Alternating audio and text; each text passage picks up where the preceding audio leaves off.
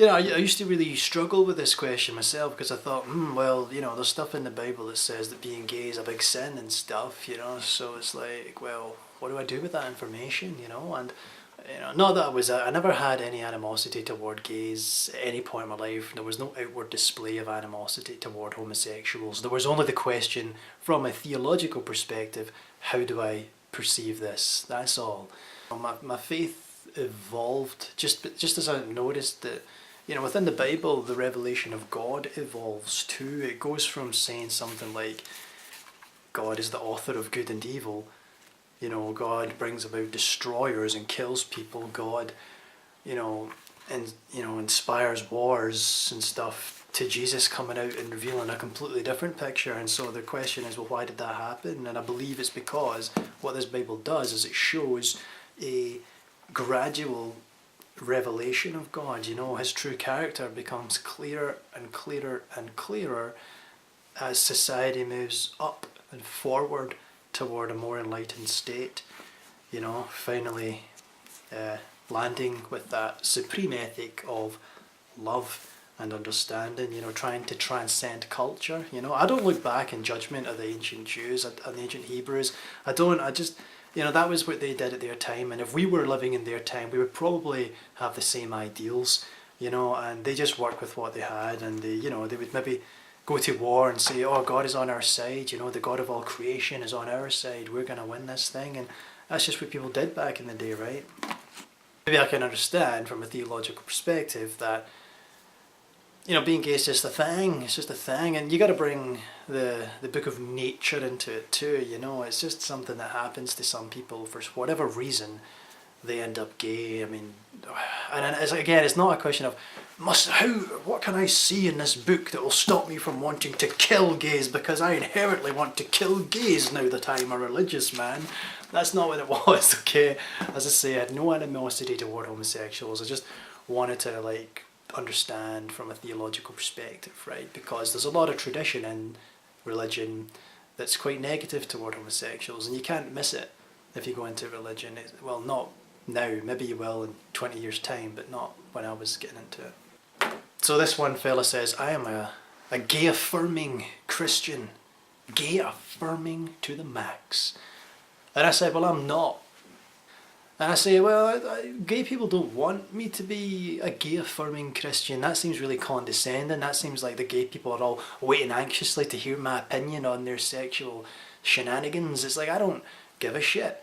And I think that's the natural state. I don't think, I should have to say, oh, gay people are great. We got a couple of homosexuals at our church. Come for the gospel, stay for the gay sex.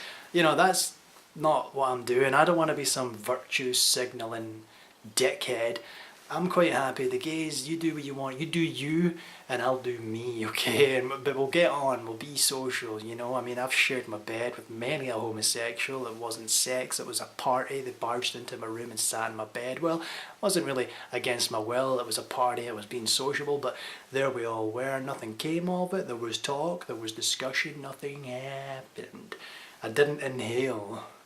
Okay, so, no, I didn't. But no, I'm not gay-affirming, not gay-affirming.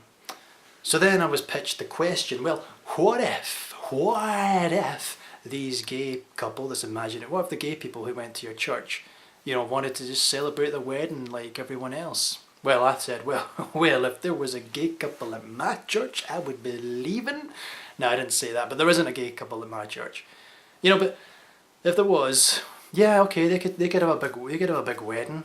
But then the thought occurred to me, would I want that wedding to happen in that church? Now, my church that I attend to was built in the 13th century. It's a very old building. It's been modified and built upon since then, but it was built by people who had a very limited understanding, or just a single definition, just a pure, simple definition of marriage, and marriage as defined in scripture and Christendom, Western civilization for many decades, was the union of a man and a woman. And I felt myself become hesitant at the idea of a gay wedding in that setting. I thought to myself, well, as much as that might seem like some big progressive thing, a part of me was like, I might want to try to protect the legacy of scriptural concordance. I might want to protect that. You know, because that means something. That's a part of the heritage of that building. And to have a gay couple walk out the doors and have their ceremony within and all that jazz, as much as that might seem like a beautiful picture, it's a bit of a tarnish. That's a strong word. People are going to take offence, but it does seem like a bit of a tarnish on this. Otherwise, you know, it's probably not a clean tapestry of beautiful illustrations, but you know, I see these hard-working people building this place, you know, like going through the motions. It started off Catholic, I think, and then there was a Reformation, Protestantism, you know, so there might have been a few bloody noses in the mix of the history of this place, but to have some gay couple, no, I'm joking, it's not like that, but you know what I mean. You know what you're dealing with. The hate, the you know, struggle's real. The struggle's real.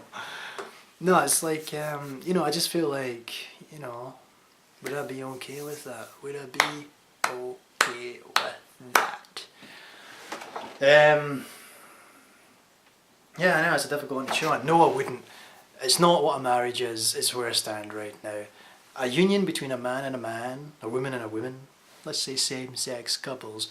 That's innovative, right? That is a new thing, and that is your thing. We can't touch that. We can't go beside that. That is your thing, and we will gather round and we will sing Kumbaya, but it's not a marriage as defined historically.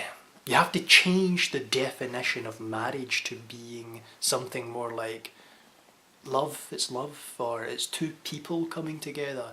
When really, when we look in the Bible here, I'm going to open it up at Genesis. It's the man and the woman coming together for the reason of procreation, to bring together their, you know, their helpful thising. What's this? This is two things fitting together. You know, that harmony of male and female that leads to procreation and brings life into the world and stability in a normal family. What's normal? What's normal? It's normal! You know what normal is. I don't have to define that, you twisted, deviant perverts. Like, I'm kidding. It's not like that. So, yeah, basically, no, it's just one of those things. It's difficult, right? It's difficult for someone like myself who has been brought up with that tradition in my head. And as I say, I'm not against that picture of the gay couple coming out of such a historic building, but you wonder if, no, I don't wonder, because those people who have passed on, right, they've moved on to higher heights. They're not looking back thinking, oh fuck me, is that a gay couple? I built that thing 400 years ago and there's a gay couple coming out. Is this what old Scottish people sound like? It's more like an Irishman or something.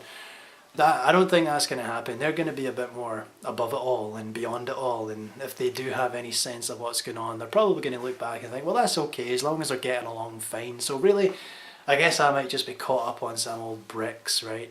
Who cares what the building is? Who cares about two people walking out? So long as they're happy and all that, right? There's a positive note to end on. As I say, I'm not someone who thinks that gay people should be treated differently. I understand that what this gay marriage thing does is it's taking this gay marriage, it's taking the word, it's taking marriage and it's wrapping it around itself and saying, well, this is marriage too. No, you don't get to do that. What if I started, you know, saying I'm a gay guy and I didn't sleep with any gay people and I went out to gay bars and I started chatting you up at your gay bar, and then I was like, oh, no, I'm straight. You know, what if I had sex with you as a straight man? And then I just, you know, that's it, I'm not going to call you back because I'm married. What have I done? I guess so, yeah, something like that, I don't know.